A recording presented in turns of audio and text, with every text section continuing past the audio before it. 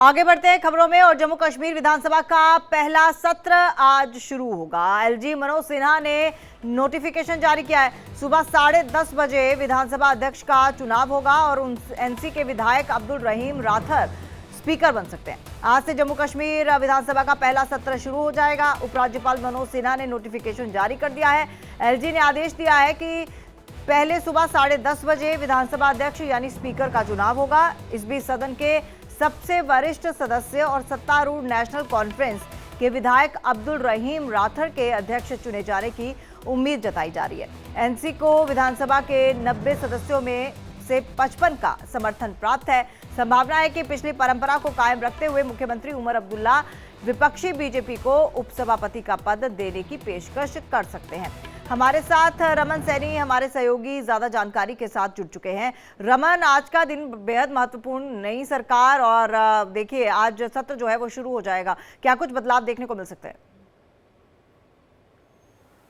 जी हाँ तमन्ना, आपने बिल्कुल सही कहा कि आज का दिन जो है वो बहुत महत्वपूर्ण है, क्योंकि जम्मू कश्मीर यूनियन टेरिटरी बनने के बाद पहले विधानसभा के चुनाव हुए और उसके बाद उस विधानसभा के आज पहला सत्र जो है वो शुरू होने जा रहा है। सुबह 10:30 बजे जो है वो सबसे पहले स्पीकर का चयन किया जाएगा और नेशनल कॉन्फ्रेंस और कांग्रेस की जो कोलिशन गवर्नमेंट यहाँ पर चल रही है उसकी तरफ से अब्दुल रहीम राठर जो सबसे वरिष्ठ नेता हैं नेशनल कॉन्फ्रेंस के, चरार शरीफ से विधायक चुनकर आए हैं, इनके नाम पर जो है वो मोहर लग गई है और इनका चुनना जो है वो अब तय माना जा रहा है निश्चित रूप में। उसके बाद 11:30 बजे विधानसभा को लेफ्टिनेंट गवर्नर मनोज सिन्हा जो है वो एड्रेस करेंगे और उसके बाद सत्र की शुरुआत हो जाएगी। कुल 5 दिन का ये सत्र होगा। 8 तारीख को इस सत्र का समापन हो जाएगा और इस बीच में ये देखना होगा कि कितने महत्वपूर्ण बिंदुओं पर जो है वो चर्चा की जाएगी, क्योंकि जिस तरीके से जम्मू कश्मीर के अंदर नई सरकार के गठन के साथ ही एक बार फिर आतंकवाद ने अपना सिर उठाना शुरू कर दिया है। कल हमने देखा कि जो सिविल सेक्रेटरीट और विधानसभा के बिल्कुल पास में टीआरसी और लाल चौक का इलाका है, वहां पर जिस तरीके से आतंकियों ने ग्रेनेड हमला किया,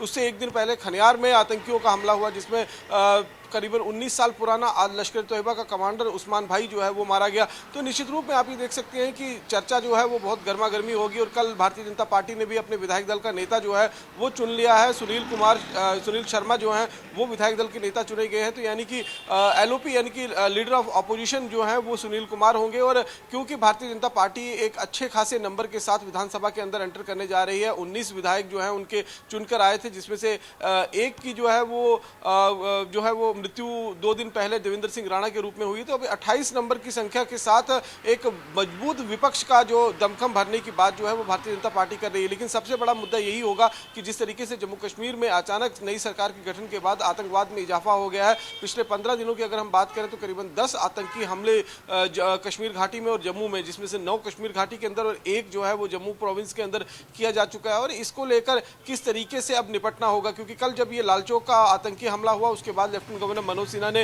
डायरेक्टर जनरल ऑफ पुलिस निरुल प्रभात को बुलाया, उनसे बातचीत की और सभी सिक्योरिटी एजेंसियों को ये स्पष्ट निर्देश दे दिए हैं कि आतंकवाद से निपटने के लिए आपको खुली छूट है, आप जो करना चाहें आप कर सकते हैं, उसमें कोई रोक टोक नहीं लगेगी, लेकिन हमें आतंकवाद पर जो है वो पूरी तरीके से अंकुश चाहिए। तो ये देखना होगा कि आने वाले दिनों में, क्योंकि जिस तरीके से विधानसभा का सत्र होगा, हाई सिक्योरिटी जो है उस इलाके के अंदर डिप्लॉय की गई है, क्योंकि पहला सत्र है यूनियन टेरिटरी का, तो इसलिए पाकिस्तान भी कहीं ना कहीं बौखलाया हुआ है। जिस तरीके से जम्मू कश्मीर के अंदर चुनाव हुए हैं और शांतिपूर्ण तरीके से चुनाव संपन्न कराए गए हैं, उनको लेकर कहीं ना कहीं कुछ गड़बड़ी फैलाने की कोशिश जो है वो पाकिस्तान की तरफ से की जा सकती है। इसको लेकर निश्चित रूप में सुरक्षा के चाक चौबंद बंदोबस्त जो है वो पूरे सिविल सेक्रेटरीट और जो विधानसभा का क्षेत्र है उस इलाके के अंदर किया जाएगा, साथ साथ में श्रीनगर के अंदर, क्योंकि अब आतंकियों के निशाने पर श्रीनगर सिटी जो है वो देखने को मिल रही है, क्योंकि पिछले 2 दिनों में जिस तरीके से 2 आतंकी हमले हो चुके हैं, इससे अंदेशा ये जताया जा रहा है कि आने वाले दिनों में हो सकता है कि आतंकी और कोशिश करें। लेकिन उनसे निपटने के लिए अब सुरक्षा कर्मियों ने भी पूरी तरीके से कमर कस ली है।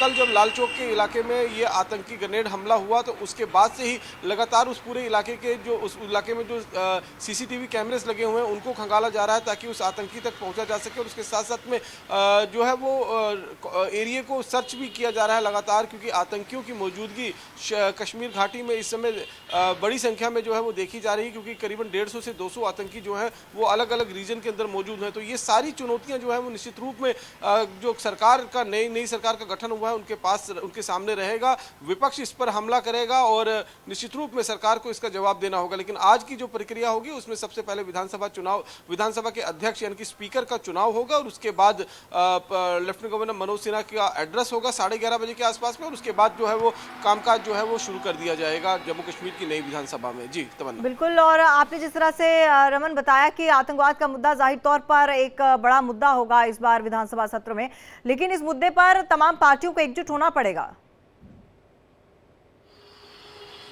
जी देखिए, निश्चित रूप में अगर आतंकवाद से निपटना है, आतंकवाद से लड़ना है तो सभी पार्टियों को एकजुट होना ही पड़ेगा। लेकिन बदकिस्मती यह है कि हम जम्मू कश्मीर में इस समय ये देख रहे हैं कि आतंकवाद के मुद्दे पर ही राजनीति हो रही है। जिस तरीके से फारूक अब्दुल्ला का बयान आया, उन्होंने कहा कि आतंकवादियों को पकड़ना चाहिए, उनको मारना नहीं चाहिए, उनसे पूछताछ करनी चाहिए। कहीं ना कहीं जिस तरीके से जम्मू कश्मीर को स्टेट से यूटी में डिग्रेड किया गया है, यानी कि यूटी बनाया गया है, उसके बाद ज़्यादा पावर्स जो हैं वो लेफ्टिनेंट गवर्नर मनोज सिन्हा के पास है। जो चुनी हुई सरकार है उसके पास होम डिपार्टमेंट नहीं है, पुलिस का कंट्रोल उनके पास नहीं है। तो कहीं ना कहीं फारूक अब्दुल्ला ये आतंकवाद का पूरा मुद्दा जो है वो केंद्र के पाले में डालने की कोशिश कर रहे हैं, क्योंकि उनका कहना था कि जो नई सरकार का गठन हुआ है कश्मीर घाटी के अंदर उमर अब्दुल्ला की अध्यक्षता में, उसको डिस्टेबलाइज करने की कोशिश जो है वो एजेंसियां कर रही हैं और इसकी निष्पक्ष जांच जो है वो कराने की मांग जो है फारूक अब्दुल्ला से कराई गई है। अब वो कह रहे हैं कि जिन आतंकियों को मारने की प्रयास जो है वो सुरक्षाकर्मी करते हैं, उनको अगर मारे ना पकड़ा जाए तो ये पता लगाया जा सकता है कि आखिरकार किसके इशारे पर जो है ये